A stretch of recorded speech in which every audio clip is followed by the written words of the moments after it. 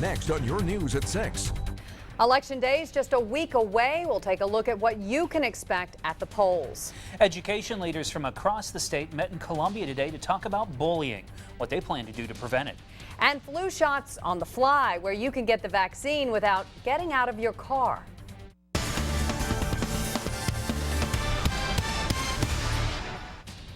The countdown is on to the election. It is just 1 week from today. I'm Allyson Floyd. And I'm Tim McGinnis. South Carolina voters have important races to decide, but without a presidential race at the top of the ballot, there's a question about voter turnout.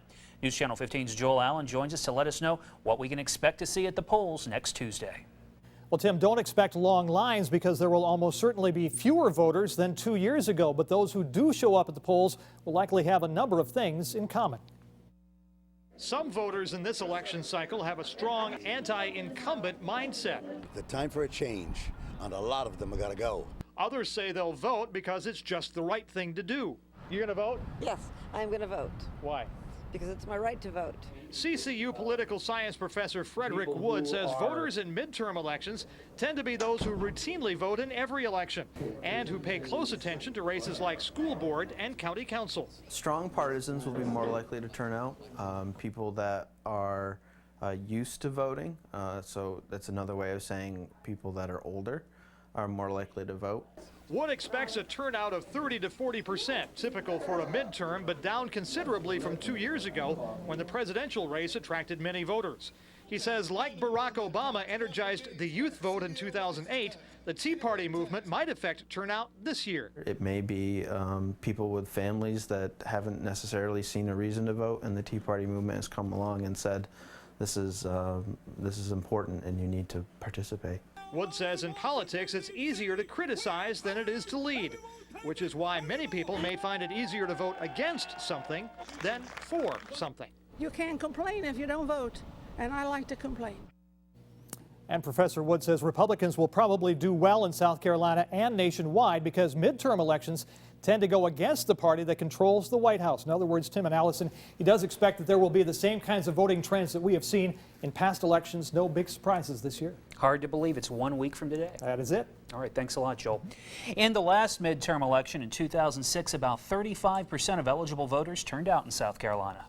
The gubernatorial candidates faced off last night in Columbia. Republican Nikki Haley and Democrat Vincent Shaheen engaged in their second debate at ETV. Both say their first order of business will be to create jobs. Making sure that we have a 10-year business plan that covers every aspect of South Carolina, from education to jobs to health care to the environment to every aspect, so that we know what South Carolina wants to be when we grow up. Government tends to work in crisis mode year after year. We need a governor that's going to lead, that understands that the best things happen when you go and you have a plan in place. The first act when I'm next governor will be to appoint a competent professional Secretary of Commerce. This is the most important decision the next governor will make, given where we are. We have record high unemployment. Over the last 7 years, we've had one of the highest unemployment rates in the nation. I am committed, absolutely committed, to finding someone who understands economic development, has done it either in a business capacity or professional capacity.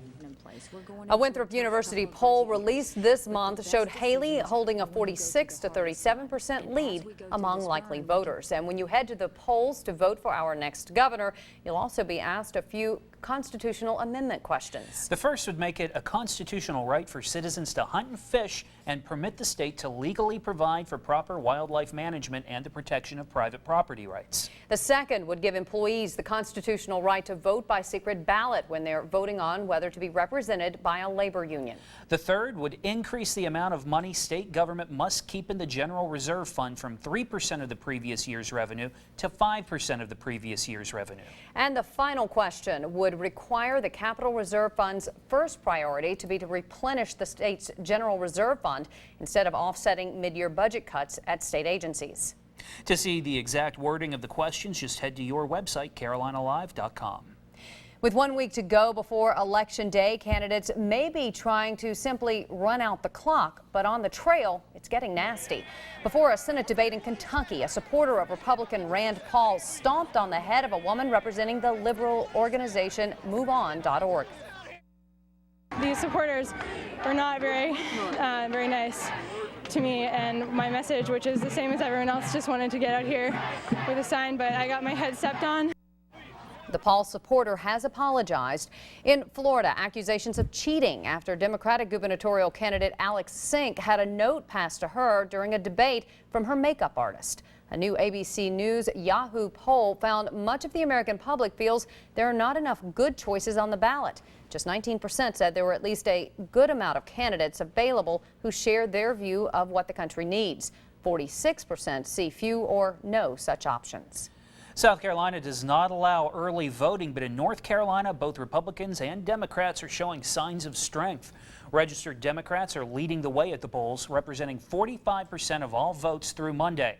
But Republicans have comprised 38% of the early voters, even though they make up only 32% of overall voter registrations.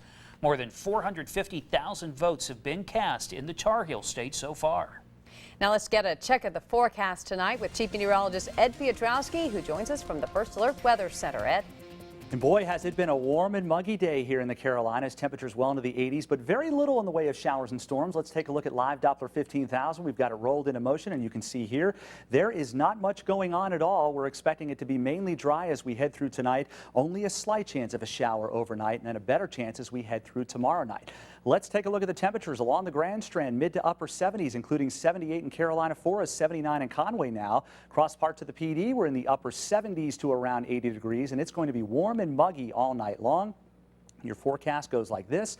Only 70 for a low in many areas, mid 70s at 7 a.m. with partly sunny skies and very muggy. We will be in the low 80s by lunchtime with a small chance of a shower or storm primarily inland. And we are still on track for a big cool down. Let's take a look at our weather headlines here. Warm and muggy weather continues for the next 2 days. Good chance of scattered storms as we head through tomorrow night. And then finally, returning to fall. I'll have the numbers for you coming up later. All right, Ed, thank you. It is a silent epidemic, according to the U.S. Education Secretary. Now, anti-bullying efforts are getting a big boost from the federal government. According to new guidelines from the Department of Education, some bullying may be classified as a federal crime. Letters went out today telling schools when they investigate bullying complaints, quote, the nature of the conduct itself must be addressed for civil rights implications. In extreme cases, schools that don't do this face losing federal funding. Officials say they're making it clear Title IX protects gay, lesbian, bisexual, and transgendered students. I think we want to absolutely raise awareness. So are we putting people on notice? But I think it's raising the stakes for all of us to accept our shared responsibility. Officials say the new guidelines are meant to prevent senseless losses of life and help students feel safe and secure. 1 out of every 4 students is bullied, according to national statistics from anti-bullying groups. Today, school leaders learned how to protect those 1 in 4 students. News Channel 15's Tanya Brown has this report. More than 300 educators and school resource officers from across the state gathered at the Columbia Conference Center for one reason: to learn more about the many forms of bullying. For some kids, it can feel like there's just no escape from bullying. Especially when it comes to cyberbullying. 42% of kids have been bullied while online. And we have kids who may be afraid to come home and log on to the computer. It involves the use of computers and cell phones to bully someone. We're seeing more and more of it as the social medias are growing, and they're growing at just an incredible pace. Students many times are confronted with that type of bullying and don't understand this bullying. Educators got a better understanding of how bullying affects students. They're teased a lot, they're called a lot of names. And that name calling often finds its way onto school buses, where drivers have a tough time spotting and stopping bullies. It's very difficult for that school bus driver to drive the bus, get the kids safely from point A to point B, and then watch what's going on in the back of the bus. Conference speakers encouraged school administrators to start anti-bullying programs that focus on school bus and cyberbullying, and to ultimately prevent it by increasing awareness. In Columbia, Tanya Brown, News Channel 15. The South Carolina Association of School Administrators sponsored the Bullying Prevention Conference. And just recently, we have seen what could be the effects of bullying right here in our area. Lawyers for a Socastee High School student say bullying led to his threats against the school. Police say the 14-year-old shot at the school resource officer at the end of last month and brought pipe bombs to school. Friends told us the boy has a big heart, but was pushed around and afraid to talk about the bullying for fear it would get worse. He's now in the custody of the Department of Juvenile Justice. South Carolina does have a school violence hotline. If you or someone you know is a victim of bullying, you can call 1-888-NO-BULLY. Next on your news at 6.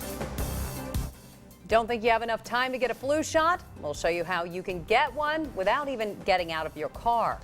And a Disney star surprised some Horry County students today. We'll tell you why she's touring the Palmetto State next when your news at 6 continues.